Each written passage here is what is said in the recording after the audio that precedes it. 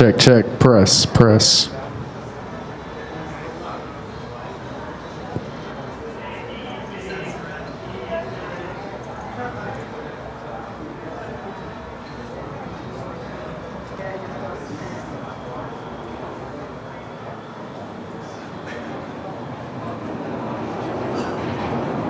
Press, press, RF, check, check, 1, 2, 2, 2, 2.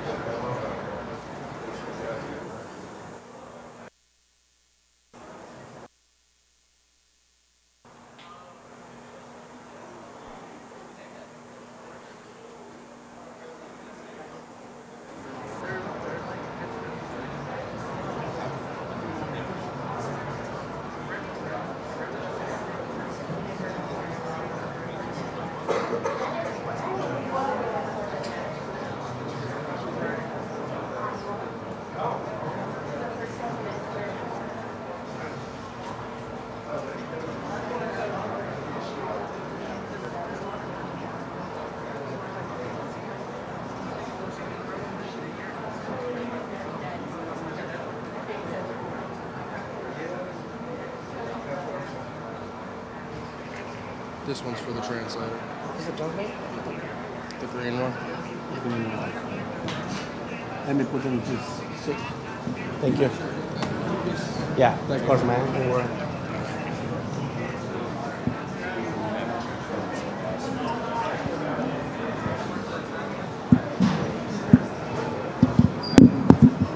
Excuse me.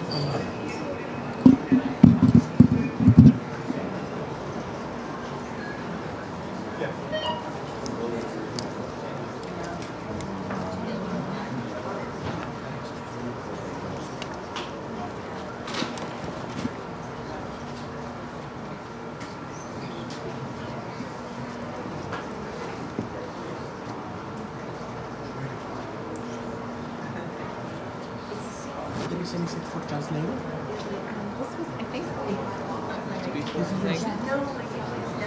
Is anything if there is any translators? I think that was supposed to be that seat, right? Yeah. Is it your seat? My seat has my name on it. Yeah. Christian, use mine. I need to shoot from back here. I can't shoot. Oh yeah? Thank you. It's just for the translator, man. Thank you. Thank you. Thanks, John. Yeah, sure. Sorry. Nah, it's all good.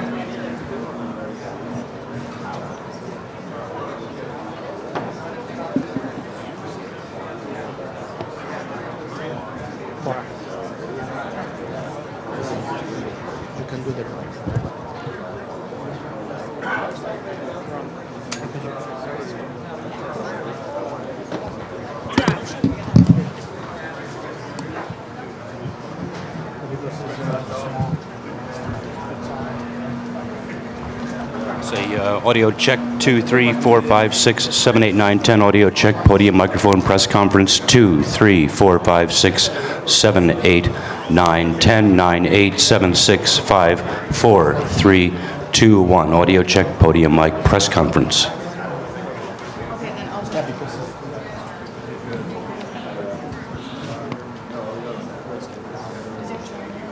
Ya. You're on it.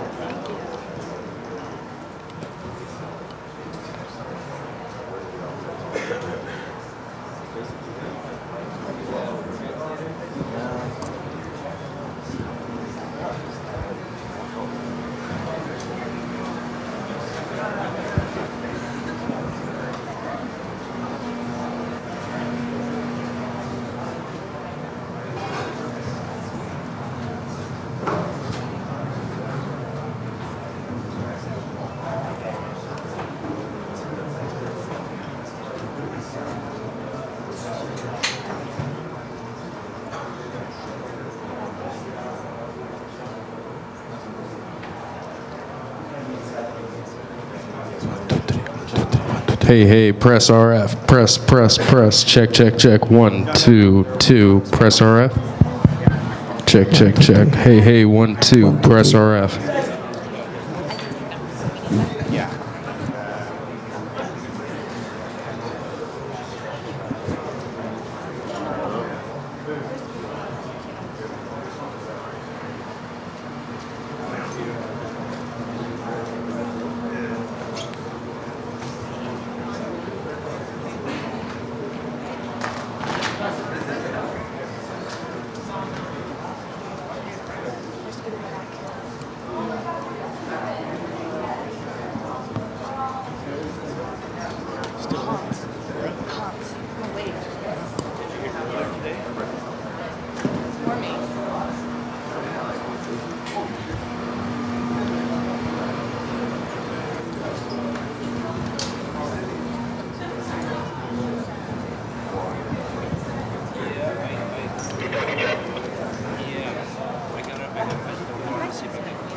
There's one, but feel free to sit anywhere.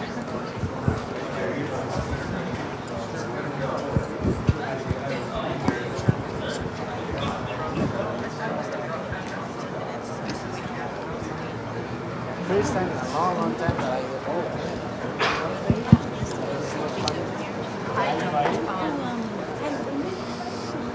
Yeah, I remind you about his name, it's no, you know, No, I can ask Cos. Thank you. Yeah. Which one is he? He's not in here. He's talking.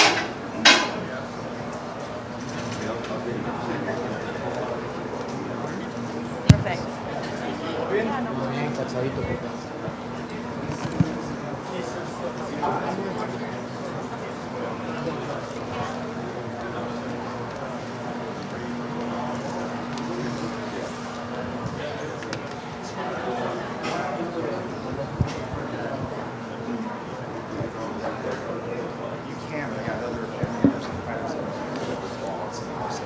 I got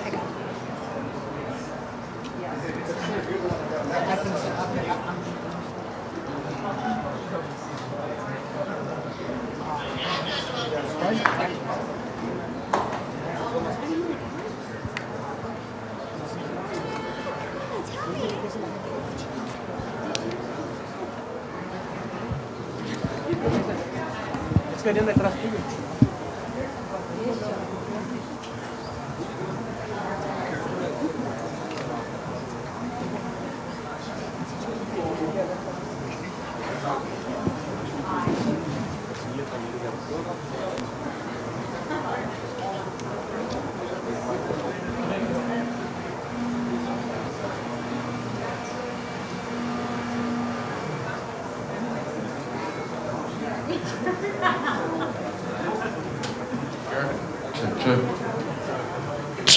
Check. Yo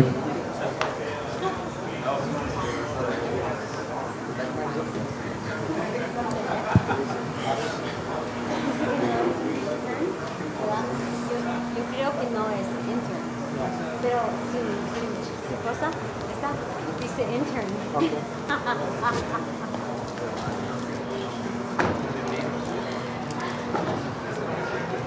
quiero ver cómo ganó.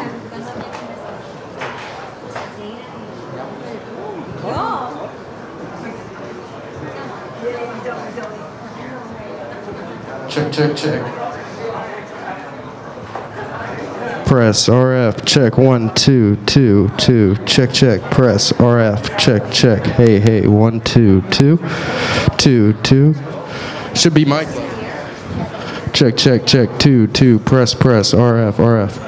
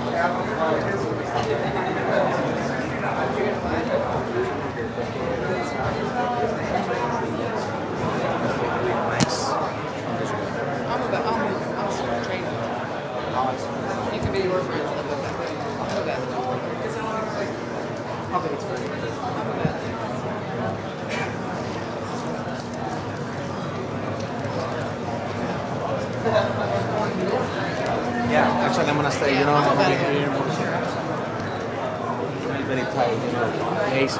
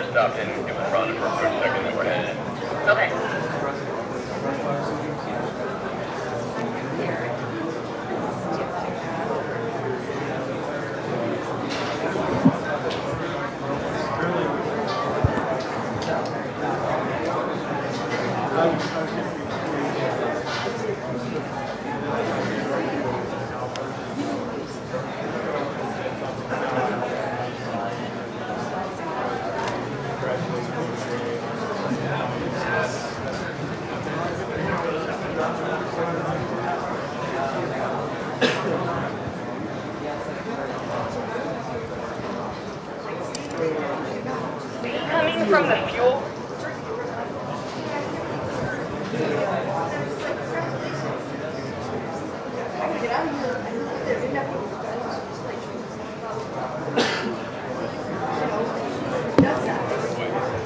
Hey, we'll be waiting in the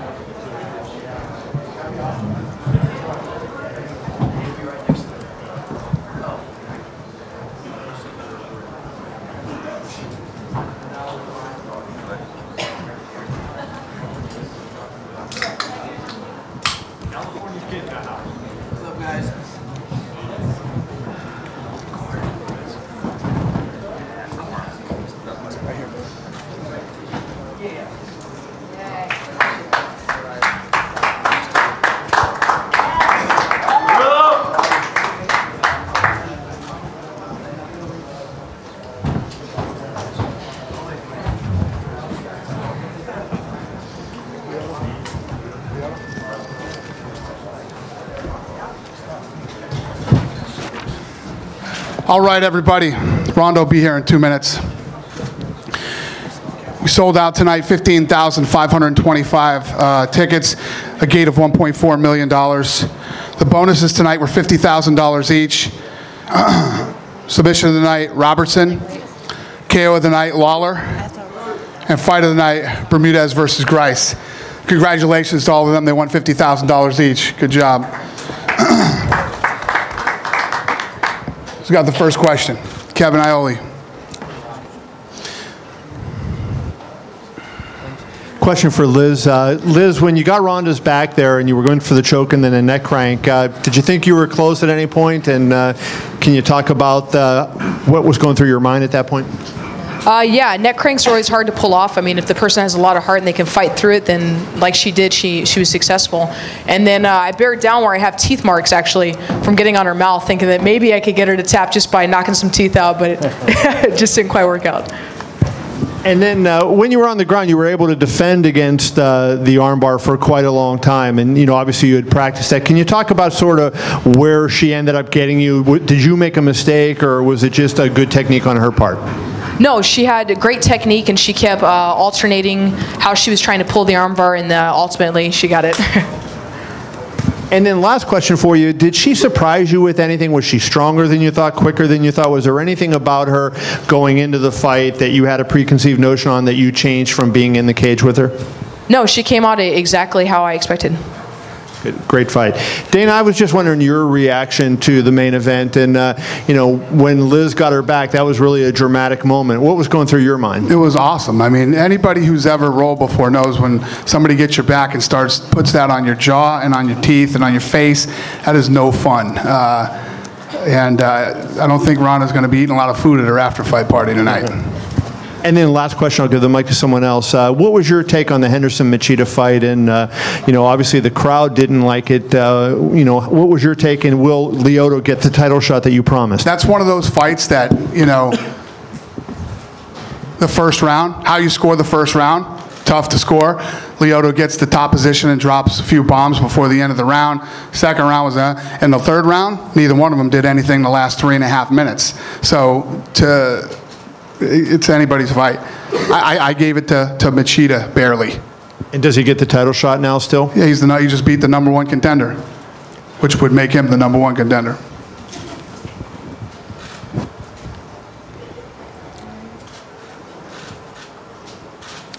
John? I guess to follow up on that, I mean, a lot of people are saying that maybe you wouldn't name a title shot right away, depending on maybe how Alexander Gustafsson does in April. But you feel confident saying that even with that performance that left the crowd booing, that Machida's the guy? Listen, Dan Henderson's one of the toughest guys in the sport. You know, you don't knock Dan Henderson out, and when you're in there, Lyoto took some big shots from Dan. Dan took some big shots from Lyoto. You know, it wasn't a barn burner. It wasn't the most exciting fight you've ever seen. You won't be writing stories about this fight till the end of time, but, you know, Lyoto won the fight. He beat the #1 contender. He beat Dan Henderson. I guess a fight we may be writing stories about the main event. All week long we were trying to figure out what's the best way that this could work out for everybody that's going to help women's MMA. What did you think? I mean, could there have been a better story for you to write? You know, You know, there's a lot of things that I'm really naive to. You know, it's 2013, and I never expected such goofy backlash from people about two women headlining a main event. What was awesome was, for once, I can actually praise the media. The way that the media handled this fight, mainstream, was awesome. You know, I think that this fight got the respect it deserved, and then some. I mean, it was blown. I mean, SportsCenter was tweeting all night about the fight tonight on Twitter.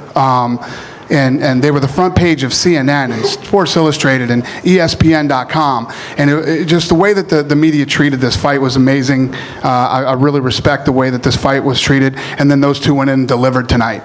You know, so, you know, like I said, at the pre-fight press conference before we even got here and we had a $1.4 million gate, these two girls went out tonight and showed everybody what it's all about and what they do and what they have. They both look like professionals. The other thing too is that Liz Carmouche was a big setup. She was brought in here for Ronda Rousey to smash and all this other stuff. She's 7-2. You know what I mean? Ronda's got 6 fights, but if you count her amateur, she's got 9 fights. So they really have the same amount of fights. And Liz Carmouche came in and proved tonight that she belonged there. She almost finished the fight.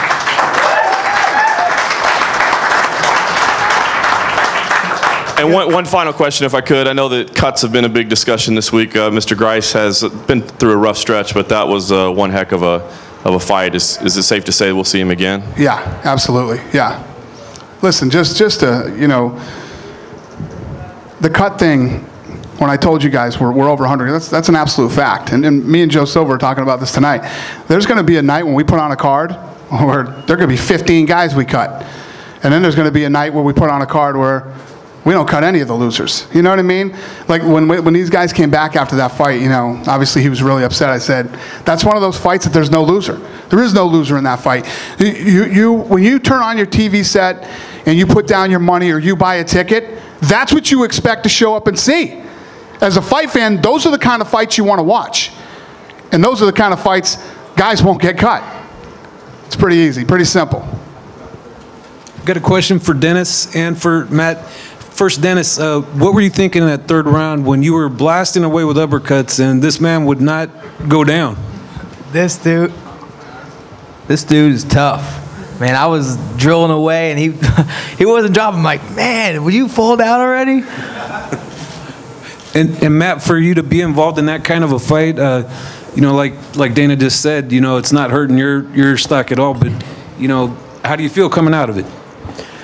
You know, I just need to go back and watch it again. I think it was a really close fight, and, you know, got a lot of respect for Dennis. You know, he's a tough competitor, and, you know, I didn't come away with the W tonight. You know, I'm stoked to get the fight of the night, but, you know, I'd give it back for a win any day. You know, my goal is to come here and win, and, you know, the fight of the night's a bonus, but, you know, I came to win, so, but, you know, hats off to Dennis. He won, so. Right on. One last question for Uriah. Can you walk us through the ending of that fight? Because it seemed to happen real fast, like how everything went down and, you know, you were just on his back and go from there. Yeah, it was just basically, I think I attacked the neck before I had his back, kind of like jumped on his neck and then had like a body lock with the arm in and kind of hula-looped myself around. I don't remember exactly. I got to take a look at it, but just saw an opportunity and took it. And I knew going into that fight that Menjivar's not afraid to go to the ground or stand up or anything like that. I knew that was going to play to my advantage big time. You know, I'm a very dangerous fighter in a lot of different areas, but the ground game is one of my strongest attributes. Do you think it was funny that a lot of people were talking about how these two look a lot alike and they both had the same move tonight? Not a little weird? I was waiting for that. I was watching this like, oh man, I can just see this now. Talking about the twins and their move together. It's funny. That's what I was saying back there watching the fight. I was just hoping to get Lyoto your thoughts on being the #1 contender. Dana says that this fight, you know, moves you into that slot because that's where Dan was. What are your thoughts on potentially fighting for the 205-pound belt again? And you would talked about a 185. Is it safe to say that you're going to shelf that and see what happens with this 205 shot? O que você acha agora de ser o contender #1? Você vai querer essa oportunidade de lutar pelo cinturão ou ainda quer descer para 84? Não, agora eu vou ficar na 205, essa oportunidade que foi me dada. Eu vou ficar aqui que eu quero lutar quero essa luta pelo cinturão. Now with this opportunity, I want to stay at 205. I want to fight for the belt. Can you give your thoughts on a rematch with John Jones? What would be different? And when you look back on the first fight, what are the mistakes that you need to fix in order to be successful in the second fight? Fala como é que seria essa revanche, o que você precisa consertar? I think it's too early to say. No, I have to see the first matchup against Chael Sonnen and John Jones, and then we will see what happened. Dan, can you give your thoughts on the fight? We received an email with just a quick sentence that said you thought you won and that you won the fight whenever he would engage with you, basically. Can you just expand on that a little bit? Received an email? Well, we got a quick quote from the UFC PR. I haven't quoted anything yet. I just, in my mind, I thought I did enough to win the fight, but it was my fault. I don't place the blame on the judges. I should have been a little bit more aggressive. I let him fight his fight a little too much, and that's kind of where I apologize for that. Normally, that's not my type of fight. A little bit boring. He did a good job moving around and was real hard to hit, and I needed to stay in his face and cut him off a little better and make him fight. And, he did a good job not fighting. So, just picking and choosing when he threw some strikes. So, he did a good job moving, and I shouldn't have let the judges decide that fight. Where are you sitting now mentally? Where do you go from here? I'm sure it's a disappointing, obviously, night for you, but what would you like next? What's your thought process right now? Well, obviously, I'm bummed out. I wasn't planning on losing. And I'm not by any means done. I still have goals I want to reach in this sport, and I want to fight as soon as I can. I'm ready to go in June or July. I didn't have the best last few months, but I feel really a lot better now, and I want to be real active this next year. That much time off is never good, but I don't want that to happen again. I'm getting a little old.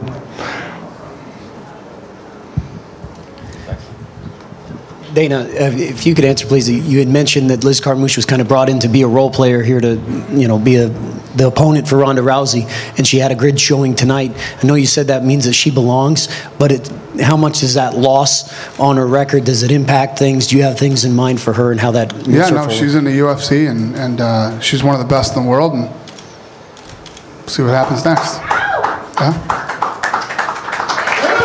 I guarantee you this is what I promise you. She's going to have a fucking kitchen table. That I can promise you. And a couch. And whatever other shit she wants.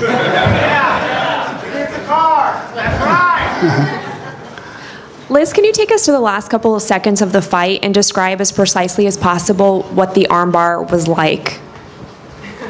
I don't know if you've ever been armbarred to really understand what you go through. Just imagine bending back your finger and into a point where it's not meant to go. I didn't know how much time I had left, otherwise I probably would have let it break just to go into the second round. I thought it was good. It was locked in, and then she was able to work it into another position and unlock my hands. But otherwise, up until that point, I felt like I was good. Cool. Question for you, Robbie Lawler. Good to see you again. Just curious on your thoughts on coming back to the UFC in general, and then also just on your performance tonight. Josh Koscheck is never easy to beat. Just curious how you're feeling about it. It was awesome coming back. The whole week was amazing. It was awesome to work with the UFC. Josh is a game opponent, but I feel very strong at 170. When he took me down and he was on top of me, did not feel heavy at all, and I felt like as soon as I got back to my feet, I was going to stop him. So eventually, that's what I was trying to do. But I felt great. And much has been said around, behind the scenes here. We were all curious about your decision to train with AT&T. Hello, ATT. What led to that decision to change camps, and how do you feel about it? Well, I was getting a lot of good work with my wrestling up at Iowa training, but I needed more all-around game, the striking, the jiu-jitsu at a high level, and I had a lot of good coaches down at ATT to work with. They pushed me. Everything was smart. Everything was precise, and we had a great training camp. Nice. Okay, great. Thanks. And one last question. This one's for Court McGee. Just after your loss to Nick Ring, I'm just curious if you felt, extra pressure in light of, a close decision there and people being cut, and you've had a loss here, a win there, a loss. I'm just curious how you felt going into this and how you feel about your performance. Initially, I did, but right before I walked out, I just said, I don't care if I win or lose. I'm just going to give it everything. And then I got the best advice I've ever been given, and I take suggestions and I take advice pretty well. And the directions I was given was punch him in the face and as much as you can. Keep it simple. So that's what I did. Thanks.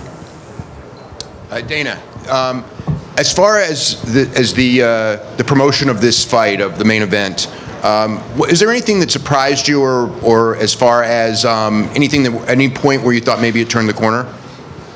Yeah, there was a story written about how bad the gate did second or third day out, and I'm kidding, Dave. But I believed in this fight. I know I was the one who was talking smack about women's MMA, but I believed in this fight, and I believed in it enough to make it the main event. I knew that it deserved to be the main event, and I don't know, man. I just felt it. I felt like this thing was gonna. I felt like this thing was going to be big. I can tell you this. I'd be a complete liar if I stood up here and told you that I thought that the media would treat this fight the way that they did. I didn't see that coming at all. But, I really, really do respect the way that it was handled and how much attention it got. I thought that it deserved, especially after I did it. After I made the decision to do this, and some of the comments that I heard from some ignorant people, I was really, really happy and impressed with the media and the way that they handled this thing. It was awesome. And for Liz, is there anything as far as you lost the fight and everything, but any kind of satisfaction or something where you can look back and go, you were in the first match and it was, the match itself was a huge success?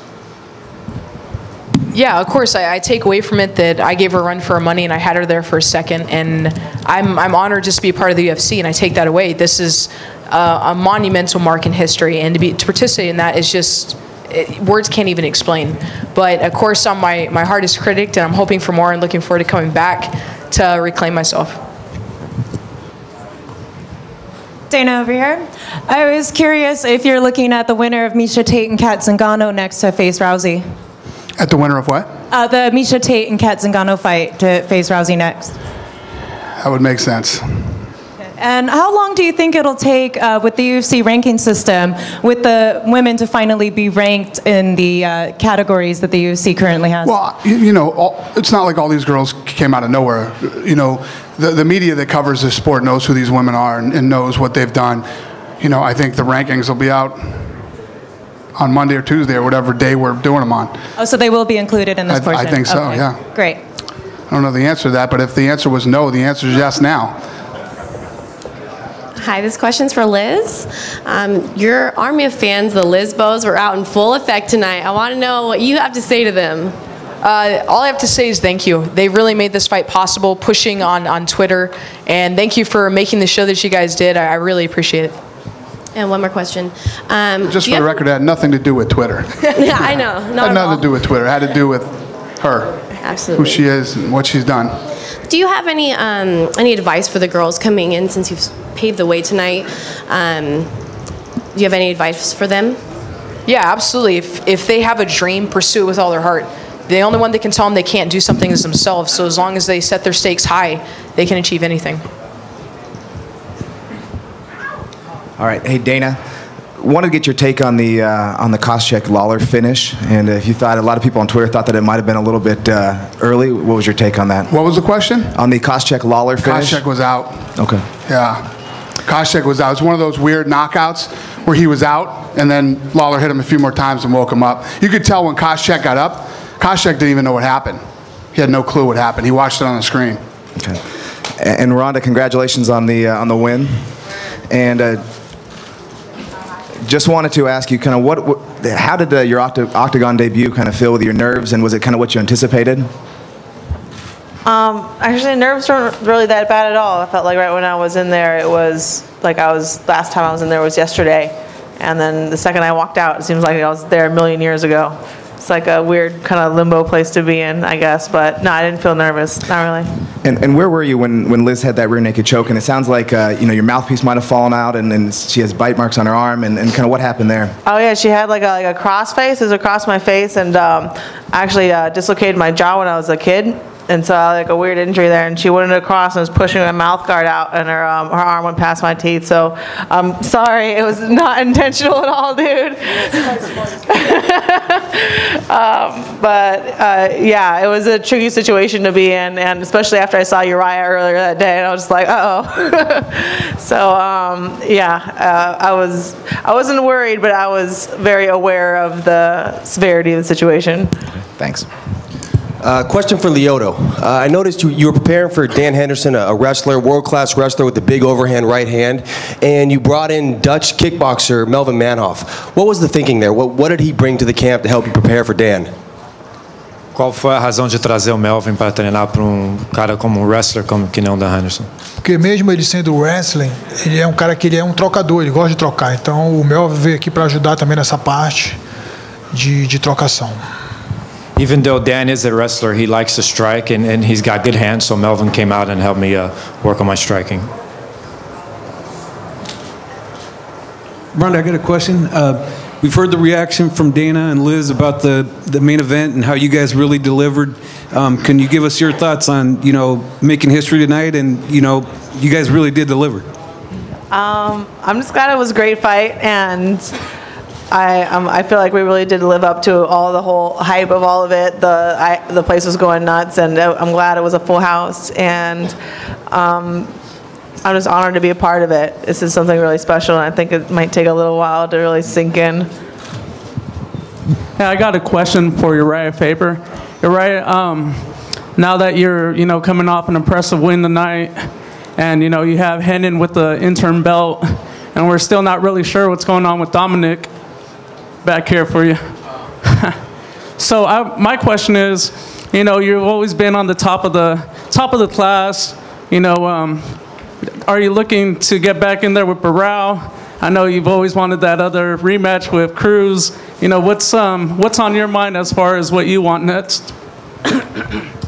I'm not sure. Just whatever comes at me. I get from all the reporters. It seems like all the drama in my life is from reporters asking like funny questions, and the reason I've had a lot of title shots is because I've been at the top of the weight class for 10 years now. My third fight in the sport was a title fight before any big organization had the weight class, and it's been that way for a long time. It's not like I was ranked number 3rd going into this fight, number 3 going into this fight, and I performed well. So whatever these guys want to do, as long as Dana's not planning on cutting me this time, which you guys started, not him.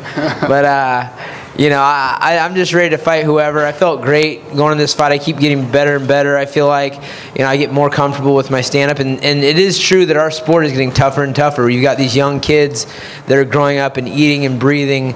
Everything's MMA. And I feel like I was one of the trendsetters, that I was like that as a little kid myself before there was even a UFC. So it's great to see the new generation come in, and I'm right there. I'm ready to do this. And I was joking about having gray hair and knee surgeries and stuff like that because people are asking dumb questions about retiring. I'm like, retiring? I feel great, man. I'm 33 years old. I feel amazing. This is to Dana. Dana, over here. Was there any rematch clause in case Liz pulled off the upset? And when's the next fight in San Diego? The answer is no. And that's boxing, my friend. We don't do the whole rematch clause thing. And San Diego, I don't know, but I hope soon. I love it in San Diego. Great fight. Thank you. Thank you. For Ronda, please. I know that you said it might take a minute to let this all kind of sink in, but I know you wanted to be here and you dreamed and believed that this could happen. So now that you're sitting up there, what do the feelings feel like versus, kind of what you dreamed and what you expected? I don't know. I don't know how many adjectives I have right now. it's kind of odd. I'm very, very happy right now, but it's just like, it's starting to all feel normal a little bit, like sitting up here and all this stuff. So I think tomorrow when everything dies down and when I can finally sit in a room by myself and like digest is when I'm gonna run around and do a little dance. But right now I'm too tired to dance. And I guess maybe to kind of follow up on that, I mean, you did give up so much of your privacy. There was so much media attention around you. What are you hoping moving forward? I mean, are you comfortable being this face of women's MMA, and are you hoping to get a private life back a little bit? Well, for the next week, I'm probably going to fall entirely off the grid as much as I can. And if I see anyone, I'm not going to talk about me at all. There's no more talking about me for a whole week in my house. And I don't want to talk to anybody. I just want to have a week off to kind of be alone in private, if that's all right with everybody. But it's been cool. It's been a lot, though. That's the other thing, too. When we're talking about the media coverage for this thing, these two girls worked their asses off, selling this fight. They did a great job. I mean, everything that they had to do, they were up at 5 in the morning going to do the media obligations. And it's refreshing having people that go in and do the shit they're supposed to do. I like it. This is a question for Uriah. Uriah, you were coming off of a hard loss against Renan Barao, and you brought in a new, kind of a switch up in your coaching staff. What have you been working on to develop your game further? So in those rematches against the top dogs at the division, what are you going to do differently with that new strategy? You know, it just depends. You got to talk to your coaches and reassess things. And we have Dwayne Ludwig who came in, and those who know Dwayne, he's one of the hardest working guys in our sport, which matches great with Team Alpha Male, and just adding to the coaching staff that we already have and all the people that have come in to help. But I'll figure it out. You know, I know I'm just barely away from having that belt. I lost to Barao, who's an incredible fighter. I broke my rib. I mean, he caught me with an amazing knee in the first round, broke my rib, and didn't get to get crazy in there a little bit. I like to get a little wild in there, and wasn't able to open up like I wanted to, so maybe do that a little bit earlier. And then against Cruz, just I feel like I want to do whatever I want when I get in there with him, you know? I mean, Dominic's very, very tricky as well, but I actually had an easier time doing damage to him than I did with Barao. I don't know if it was the rib or what, but I'm ready for whatever. I just have to make some small adjustments and continue to move forward. And a question for Liz, too. We heard what Ronda was going to do when she goes back home, and obviously both of you have run the gauntlet as far as your media obligations go. What's the first thing you're going to buy? Food. Rock on. My birthday was on Tuesday, so we went to Morton's Steakhouse, and I got to watch everybody else eat, and they brought out cheesecake, which I'm completely okay with. Like, I love seeing people eat, so it's fine. But it's probably going to be a creme brulee cheesecake, and then from there, who knows? We'll take 2 more questions. Yeah, Liz, congratulations on a courageous effort there. Came up a little short, but fantastic effort. At one point there in the middle of the first round, it seemed like you had your hands clasped behind your head on the ground, almost like you were maybe trying to lure Ronda in. I'm not sure exactly. Was there a strategy there?